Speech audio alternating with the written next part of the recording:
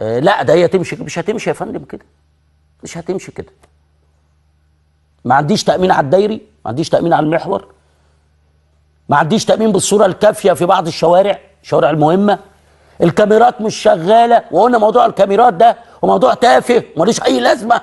قلنا موضوع الكاميرات ده ما حدش ولا مجيب ولا مجيب.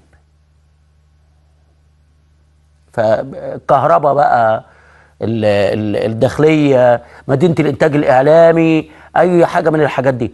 طب أستاذ أسامة هيكل،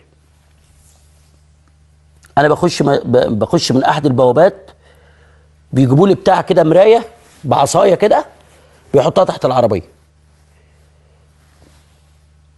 يا فندم دي عصاية الواحد يحلق بيها، والله العظيم واقسم بالله انا احلق بالعصايه دي. العصايه دي تبقى عند المزين، تبقى عند الحلاق، مش في ايد الامن.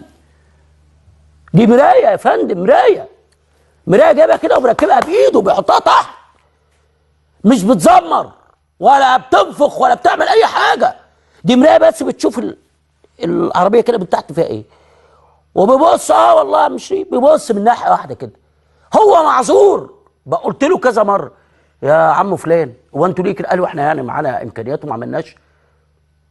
وبقول لك الكلام ده بره والتاني، ما في الاف العربيات بتخش كل يوم او مئات العربيات بتخش كل يوم، وفي ناس بتسوق العربيات دي وهي الناس دي متعاونه مع اللي بره وداخلين بيقيسوا المكان، بيقيسوا.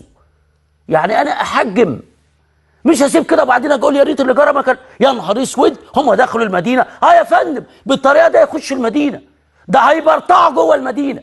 والله بالطريقه اللي احنا شغالين بيها دي، طريقه عشوائيه تماما، ملهاش علاقه بامن مدينه انتاج اعلامي، ملهاش علاقه بامن ناس او بامن قنوات او بامن اعلام او بامن استثمارات جوه مدينه، ملهاش علاقه على الاطلاق. خيبه امل في اللي بره.